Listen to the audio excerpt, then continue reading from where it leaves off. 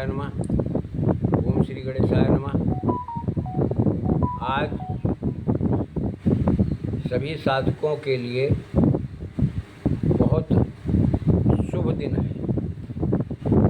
जो शिव जी के भक्त हैं उनके लिए बहुत शुभ दिन है, इसलिए कि सावन का प्रथम शुक्रवार, लोग मानते तो सोमवार को है, लेकिन शुक्रवार का दिन एक विशेष पर्व की तरह सावन का होता है और ये सावन मास शिव जी को समर्पित है। इसमें एक विशेषता होती है कि जब आप अध्ययन करोगे तो मालूम पड़ जाएगा कि शुक्रवार का दिन शिव और अम्बा ये दोनों का है, सोमवार भी दोनों का है। लेकिन आज का प्रभाव, आज के दिन का प्रभाव, आज की तिथि का प्रभाव, प्रतिपदा तिथि का प्रभाव कि जो बिगड़े हुए कार्य हैं, जिन कार्यों में बाधा ज़्यादा आ रही है, ऐसे लोग जो दरिद्रता से पीड़ित हैं, जिनके कार्यों में नुकसान हो रहा है, ऐसे सभी साधक जनों के लिए, साधक प्राणियों के लिए, सभी मेरे भाई बहनों के लिए आज मैं एक आकाश रुद्र मंत्र दे रहा हूँ। ये श्मशानी रुद्र भैरव है,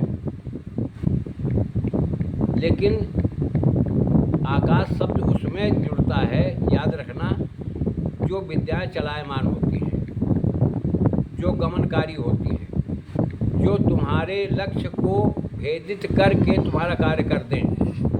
अनजाना शत्रु कहाँ छुपा बैठा है, अगर है शत्रुवत व्यवहार पर वो तुला हुआ है, तुम्हारे कार्य पर बंधन लगा रहा है, तुम्हारे टोना टटका कर रहा है, तुम नहीं समझ पा रहे हो, तो इस मंत्र का प्रयोग करो। और देखिए, सभी साधकों से विनम्र निवेदन है कि कोई मंत्र या कोई प्रयोग छोटा नहीं होता। अगर आप 2-4 शब्दों के मंत्र को देखते हो तो एक बात बताइए, ये कलयुग है, सतयुग, त्रेता, द्वापर, कलयुग, 4 युग, चारों की अवधि होती है। ठीक उसी तरह से हमेशा याद रखो कि 4 दूनी 8, 2.5 गुना और बढ़ाओ तो 10 गुना हो गया। तो जिस मंत्र का तुम 10 गुना, जिसमें लिखा होगा 108, तो आपको 1008 करना पड़ेगा। ये कलयुग है। जिसमें प्रयोग 40 दिन का होगा वो पूर्ण 100 दिन का करना पड़ेगा। स्पष्ट बात मेरी जान लीजिए। आप लोग इसी में डिफीट खाते हो, इसी में धोखा खाते हो। मैं आज बहुत सोच समझ करके, कुछ भाई मेरे पास कल से बहुत से फ़ोन आए हैं, जो पीड़ित हैं, जो व्यक्ति परेशान हैं, कुछ की तो शक्तियाँ ही बांध दी जाती हैं। लेकिन मैं एक बात तुम्हें बताऊं कि शक्ति कोई बंधने वाली चीज़ नहीं है, हवा को कोई बांध नहीं सकता। फ़र्क ये है कि तुम्हारे प्रति ऐसी गणित क्रिया कर दी जाती है कि जब तुम्हारा परिवार जिस तरह से तुमसे मुख मोड़ ले किसी दूसरे के बहकावे में आकर के, ठीक इसी तरह से अगर तुम भक्ति, लोलुपता और लालच और स्वार्थपूर्ण व्यवस्था से जुड़ करके, आत्मा से जुड़ करके तुम करते हो, तो भक्ति सफल नहीं होगी। अगर तुम निश्चल भाव से, प्रेम से, चाहत से, लगन से, एक ललक से अगर तुम अपने इष्ट को चाहते हो, अपने गुरु को चाहते हो, अपने देवता को चाहते हो, तो देवता तुम्हारा कभी दामन नहीं छोड़ेगा। दुनिया साथ छोड़ दे, भाई भाई बंटवारा कर ले, साथ छोड़ दे, माँ बाप साथ छोड़ देंगे, लेकिन प्रकृति कभी किसी का साथ नहीं छोड़ती। तुम प्रकृति के सहारे चल करके तो एक देखो, एक बार ऐसा करो। मैं आपका समय ज़्यादा न लेते हुए अब मैं पहले आ रहा हूँ इस विधान में। पहले आप ध्यान करो। ध्यान देखिए, मैं डिस्क्रिप्शन में डाल दिया है, लेकिन फिर भी हमारा उत्तरदायित्व ये बनता है कि मैं मार्गदर्शक होने के नाते, या जो लोग मुझे गुरु समझते हैं, गुरु मानते हैं, गुरु मान लिया है, उन लोगों के लिए मेरा उत्तरदायित्व ये बनता है कि मैं अपनी वाणी से, अपने मुखारबिंदु से उन शब्दों का उच्चारण करके उन्हें सुना दूँ, जिससे कि वो उनको और उनकी व्यवस्था को पीछे से बल मिल जाए। इसीलिए ज़रूरी होता है। अब मैं ध्यान बता रहा हूँ, सुनिए। सूर्यमंडल मध्यस्थम ज्योतिर्मय मुखाम्बुजम चारुजटा संयुक्तम चंद्रमाला वतंसितम तसम बाहु महाकायम सुवर्ण सदृश समप्रभम चक्रशूल गदा खड्ग बाण कारमुख खेटकम घंटा कपाल शंखस्य भासमानम कराम्बुजम दिव्याभरण संयुक्तम दिव्यवासम त्रिलोचनम। ये तुम्हारा ध्यान है। इसको हाथ जोड़ करके नेत्र बंद करके हाथ में 4 फूल 5 फूल ले करके बेलपत्र जो कुछ भी हो तुम्हारे पास सुविधा 4 अक्षत ले करके जल हाथ में छिड़ करके और भोलेनाथ के सामने विग्रह के सामने तस्वीर के सामने आप बैठ करके इस ध्यान को पढ़ो और ध्यान को पढ़ने के बाद में उनके चरणों में अर्पित कर दो।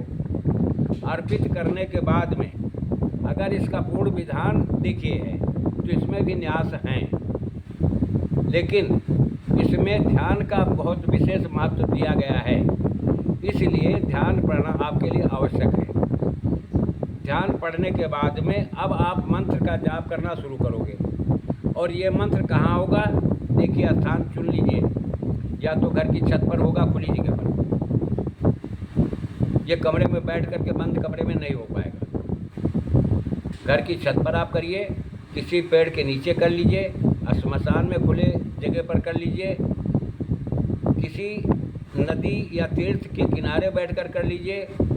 बहुत ही सफलतापूर्ण आपका कार्य हो जाएगा और अनुभव भी मिलना शुरू हो जाएगा। जिस दिन तुम्हें ये मंत्र कंठाग्र हो गया पूर्णतया, उस दिन आंख बंद करके अगर आपने पाठ करना शुरू कर दिया, जाप करना शुरू कर दिया, लेकिन एक बात याद रखो, उपांशु जाप इसमें नहीं होता। फुसफुसा करके अगर आप पाठ करोगे तो इसमें जाप से कोई तुम्हें लाभ नहीं मिलेगा, क्योंकि अक्षर का उच्चारण, स्वर का सही रूप से उच्चारण होना आवश्यक है। मंत्र की यही व्यवस्था होती है, और नहीं तो ये लिखा ही ना जाए, फिर अपने मन में ही सब रखें। इसको जब जाप करना शुरू करोगे, नेत्र बंद कर लोगे, तो आप क्या होगा क्या कि ये ध्यान से जुड़ जाएगा। ध्यान तुम्हें चित्त से जोड़ देगा, चित्त तुम्हारी बुद्धि से जोड़ देगा, बुद्धि तुम्हारी मन से जोड़ देगी। ये चारों चीज़ें एकाकार हो करके तुम्हारा मंत्र गतिमान हो जाएगा। तुम्हारा लक्ष्य जो है, किस चीज़ की प्राप्ति करना चाहते हो, शत्रुवत व्यवहार दूर करना चाहते हो, उस पर भी काम करेगा, दरिद्रता का निवारण भी करेगा। आगे आने वाले भविष्य में भोग सामग्रियों की व्यवस्था भी अपने आप ऐसा तुम्हें सुझाव मिलेगा, ऐसी प्रेरणा मिलेगा, ऐसा देवता तुम्हें प्रेरित करेगा कि तुम ऐसा करो, इससे तुम्हें लाभ मिलेगा। तुम वही करोगे जिससे तुम्हारा परिवार, तुम्हारे बच्चे भविष्य के लिए बहुत सुंदर और बेहतरीन ग्रोथ की तरफ आगे बढ़ोगे। सिर्फ हमारा उद्देश्य है। अब मैं आपको मंत्र सुना रहा हूँ। ओम नमो भगवते श्मशान रुद्राय शत्रु रुधिर भक्षणाय कपाल माला धराय प्रेत वाहनाय खडक कपाल हस्ताय सर्वभूताधिपतये क्लांग द्रांग ह्रांग ये गच्छ गच्छ समस्त शत्रून भूत रोग नाशय नाशय क्लेंग देंग हेंग श्रींग इदम गुंगच्छ कला इरूं ह्रूं सर्वभोग्यम धनम देहि दे स्वाहा। ये मंत्र है। अगर आप लोग इसको करते हो तो देखिए इसमें गुकुल और लोबान दोनों चीज़ें मिलेंगी। गुकुल और लोबान दोनों चीज़ों को एक में कूट लीजिए, थोड़ा सा घी का दामन दे लीजिए, थोड़ा सा उसमें शहद डाल लीजिए और कोई सुगंधित इत्र उसी में 2 बूंद टपका दीजिए और मिश्रण करके रख लीजिए। आप बिल्कुल छोटी छोटी आहुति दें, छोटी छोटी आहुति दें।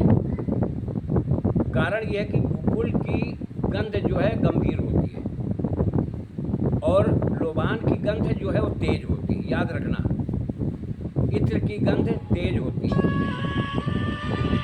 इसलिए इन चीज़ों का, और पौष्टिकता के लिए घी मिलाया जाता है, पौष्टिकता के लिए शहद मिलाया जाता है, जिससे कि तुम्हारे मंत्र को बल मिले।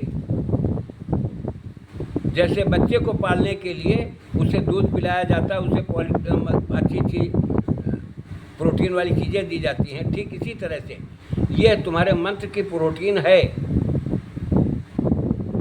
आप इसको करें। मैं आपका समय ज़्यादा न लेते हुए फिर एक बात दोहराए दे रहा हूँ, या तो इसको घर के छत पर करो और कम से कम रुद्र मंत्र, भैरव मंत्र, जितने भी मंत्र ऐसे होते हैं, ये 11 माला से नीचे जाप इनका नहीं होता। 11 माला से जाप मत करो। तुम 10 मंत्रों को एक साथ लेकर चलोगे, एक तत्व दूसरे तत्व का बिगाड़ पैदा करेगा। तुम्हें नहीं मालूम है कि कौन सा अग्नि तत्व का, अगर जल आपने पहले अग्नि तत्व का कर लिया, बाद में जल तत्व का मंत्र आपने पकड़ा, उठा करके उसको जाप करने लगे, तो पहले वाले मंत्र की व्यवस्था खत्म हो गई, उसकी ऊर्जा नष्ट हो गई। अग्नि हमेशा जल में बुझ जाती है, जल में आग नहीं लगती। इसलिए कॉम्बिनेशन मिला करके हर चीज़ का रहस्य थोड़ा बहुत जानो। धीरे धीरे हम आपको बताएंगे ये भी कि किस राशि के व्यक्ति किस अक्षर से शुरू होने वाले मंत्रों को शुरू करें, जाप करें, जो मित्रवत भाव से वो मंत्र साथ में रह करके जुड़ करके साधक का साथ दे। ये रहस्य है इसमें। मैं इसी के साथ आपका समय व्यर्थ ना जाया ना हो, मैं अपने शब्दों पर विराम दे रहा हूँ। जय राष्ट्र, जय भारत, वंदे मातरम।